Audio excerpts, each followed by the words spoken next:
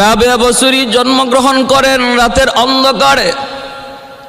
রাতের বেলা ঘর আলোকিত করার জন্য একটু আলোর প্রয়োজন, কিন্তু বাবা কারো কাছে যান না, দরজা বন্ধ এই কথা বলে তিনি স্ত্রীকে বুঝ দিলেন। ভাইরা কিন্তু ঘুমায় গেলেন বারবার, শুধু একই চিন্তা। ওই ঘুমন্ত করে আল্লাহর নবীর সাথে তার স্বপ্ন যুগে দেখা হয়ে গেল।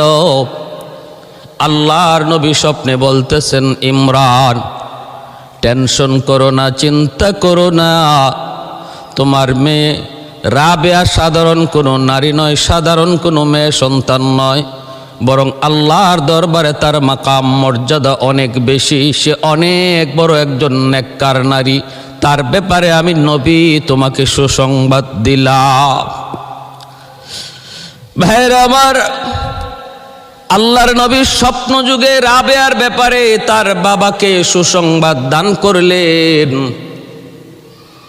আর বলতেছেন, ইমরান প্রয়োজন তোমার পয়সার, প্রয়োজন তোমার টাকার, প্রয়োজন একটু সাহায্যের, আমি নবী তোমাকে পাঠাইতেছি।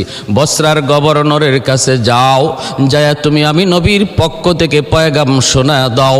বসরার গভর্নর প্রতিদিন সে 400 বার আমি নবীর শানে দুরূদ পাঠ করে, আমি নবী তার সেই দুরূদ পাই, কিন্তু গতকাল সে আমার শানে কোনো দুরূদ পড়ে নাই। কেন পড়ে নাই? কারণটা তার কাছে জানতে চাইবা। কারণ এই দুরূদ পড়ার খবর দুনিয়ার কেউ জানে না, বরং সে জানে, আল্লাহ জানে, আর আল্লাহ আমাকে জানায়। তুমি ওই গোপন খবরটা বসরার গভর্নরের কাছে তুমি যায় পেশ করো, আর বলো গতকাল না পড়ার জন্য, গতকাল না পড়ার খেসারত হিসাবে সে যেন 400 দিনার তোমাকে সাহায্য করে। স্বপ্ন যুগে আল্লাহর নবীর কাছ থেকে এই সংবাদ পাওয়ার পর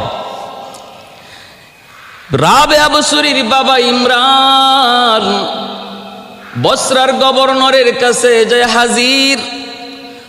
আল্লাহর নবীর বাতানো সেই কথাগুলি যখন বসরার গভর্নরের কাছে তিনি পেশ করলেন, গভর্নর অবাক হয়ে গেল। কারণ আমার এই খবর দুনিয়ার কেউ জানে না, এমনকি আমি আমার স্ত্রী পুত্র আমার মা বাবা কাউকে জানাই না, কিন্তু জানলো এই লোকটা কেমন করে। বোঝা গেল খবর সত্য, এবং আল্লাহর নবী আমার পড়া এই দুরূদ তিনি প্রতিদিন পান।